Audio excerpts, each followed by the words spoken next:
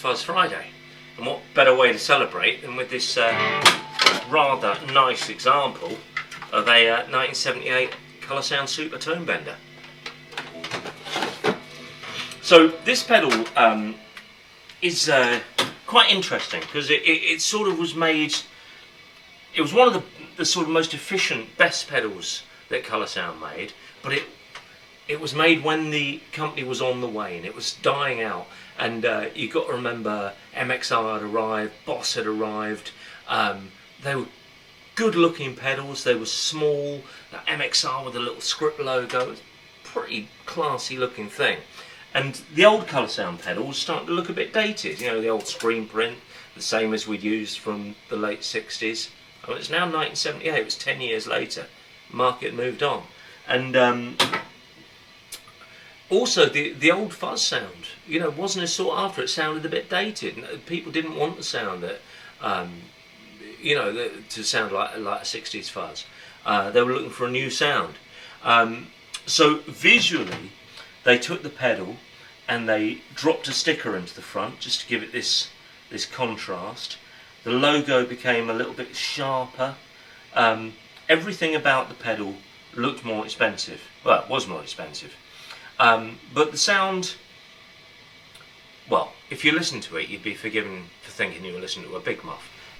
So basically, it is a 4-stage gain circuit, as opposed to the jumbo, which is 3 stages of gain. Look, they did the same old thing, treatment to the jumbo. Poor old jumbo. This began as this sausage logo pedal, which we all love now. I always thought it was a very strange looking pedal when I was a kid. And they weren't meant to be sausages, but we always called it the sausage logo. And this got the same treatment. They also got the inspiration from a sort of 70s living room with the shag pile carpet and the brown and orange curtains. But that had 3 stages of gain. The Supa had 4, and it was a real departure from the Tonebender sound, because if you listen to it,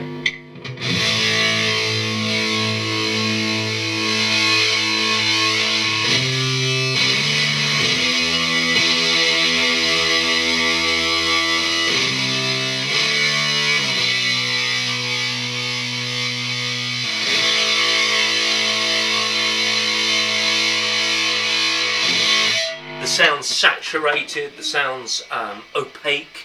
Up to any of the other pedals I've played on Pedal of the Day, this is like a wall of fuzz.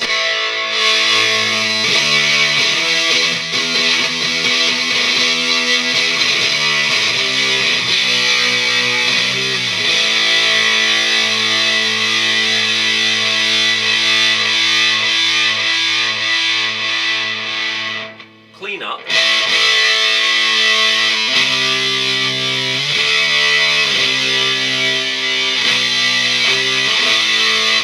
The other pedals, non-existent.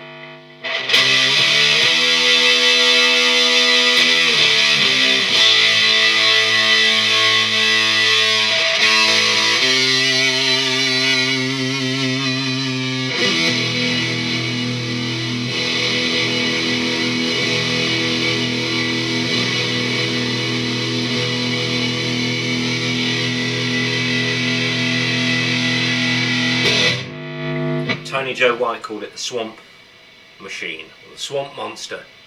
It goes right down to the swamps. And you can hear what he's talking about. It's thick, it's gooey, nasty, but you know, with the tone control being so wide.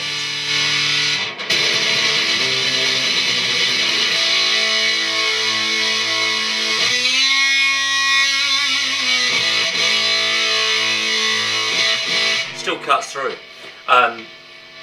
And of course I was, it's funny, for someone who goes on about sort of punk bands and new wave and plays my little block chords all the time.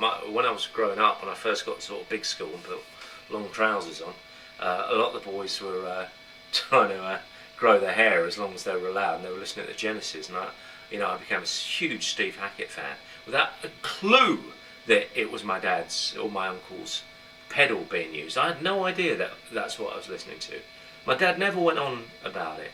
He never told me he'd met Hendrix. He never when we were listening to a record, if we were listening to David Bowie, he never said, "Oh, that's a Colorsound pedal," because I guess it didn't actually interest him that much. It's my dad liked Glenn Miller, you know, he liked jazz, and he like Louis Jordan, you know, he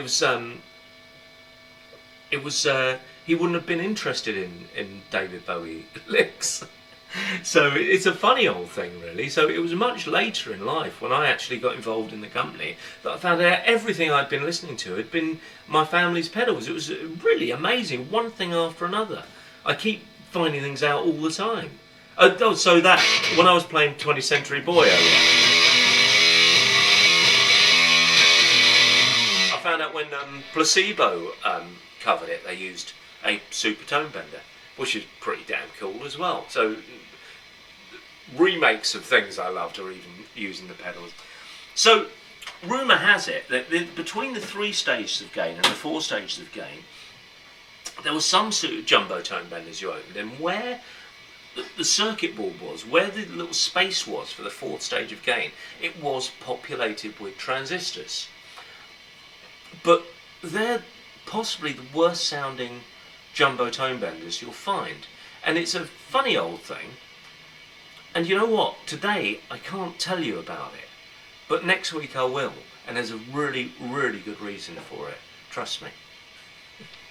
Yeah, so the Genesis thing, that was pretty cool, because when we did Level and Attack, I got to do the interview with Steve, which was just brilliant. And a few years prior to that, we'd made a limited edition little Steve Hackett signature Supa Tonebender.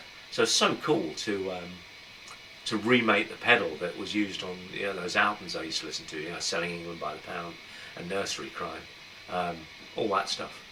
Love it, love it. So that's it. That's my super clean Supa Tonebender. Let's have a quick look inside. Sorry if it looks a bit sort of shiny and squiggly. It's because I just gave it a spray with switch cleaner, but it was amazing. When I plugged it in, virtually no sound came out of this pedal, and with like 3 little squirts of switch cleaner, it just totally came back to life. And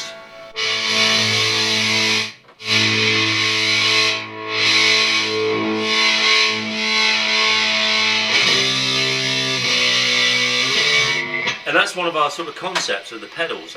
We like to think, you know, we don't make any secrets about it. You open this pedal up, you can see every transistor, you can see how it's made.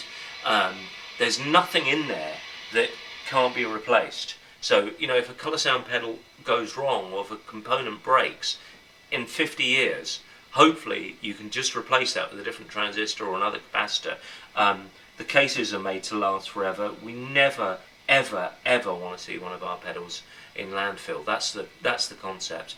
We reuse old parts, we reuse NOS transistors. Here they're going into something that hopefully will always be there and be on someone's shelf being enjoyed, unless everyone stops playing guitar one day. God forbid.